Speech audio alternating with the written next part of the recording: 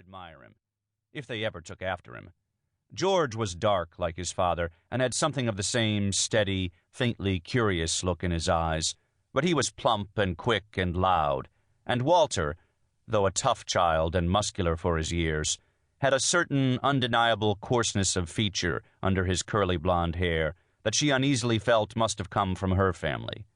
Neither, so far at least, had anything of Timmy's charm. "One of the best things about this apartment is having a school in the same block," she observed. "It at least gives us some time to be alone together." "And we were lucky to get it," he grunted, without looking up. "We were lucky to get it 7 years ago," she corrected him. "We were lucky not to have to go on living with your mother. We're not lucky to be in it still." He looked up now and gazed at her. "Why, don't you like it?" "It's not that I don't like it. That's not the point." She paused. "Timmy, can I ask you something?" "Why, sure." She saw his eyes just glance at the clock on the mantel. "Where are we going this summer?" "Why, wherever you want, I guess," he answered, surprised. "What about Catosset again? The boys seem to like it. Maybe we could get that same house." "When are you going to take your vacation?" You know how Knox is." He shrugged. "August, I suppose." "Which is just what I want to talk about," she said, determined to be firm. "Darling, I don't want to do what we do every summer. Wait till the last minute and then grab some ramshackle beach house that no one else wants, and have you leave me and the boys after a week when Mr. Knox calls you back to town." She paused to swallow, suddenly tense. She had his attention now. "I want to plan ahead and get a proper house near someone we know who has children the same age as ours, and I want to take the boys there for 2 months and have you come on weekends when you're not on vacation." She paused for breath.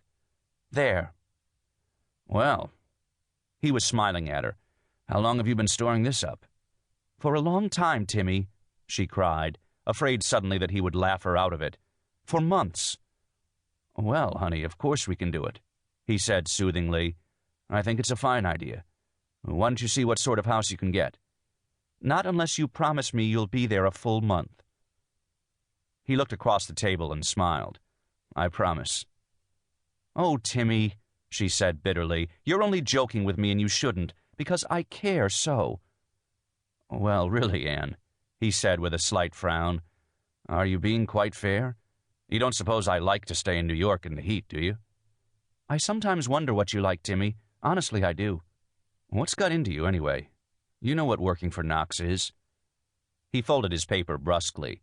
"You know that I can't control my hours and vacations, and you've always been a great sport about it. Why cut up now?" "Because the children are getting older. Because you and I are getting older, that's why." "Darling, if you're going to get philosophical, let's save it for tonight, shall we?" He stood up. "I must get to the office." "Timmy," she protested, jumping up after him. "Please, this is important. It's taken me weeks to get up the courage to say it. If we put it off now, I never will." He saw the earnestness in her eyes and, after a pause, nodded. "The floor is yours, Anne," he said, sitting down again. "Shoot." "You say that I know about your work," she began tensely, "and that I've always been a sport about it. I don't know if that is true. I used to think that nobody could practice law in Sheffield, Knox, and have anything left of a private life. I used to think the wives just had to make the best of it. But that isn't quite the case, Timmy. Larry Duane always takes August off. So does Austin Cochran. I know what they say about you." "What?" His tone was sharper. "That if the work wasn't there, you'd make it." "That's perfectly ridiculous," he exploded. "I may work harder than they do, but that's my way of getting things done. And done right, damn it." "Even if it kills you? Even if it keeps your family from leading a normal, sensible life?" His eyes were suddenly suspicious. "What do you mean by that?" "Just what I say." She sat down suddenly, feeling weak.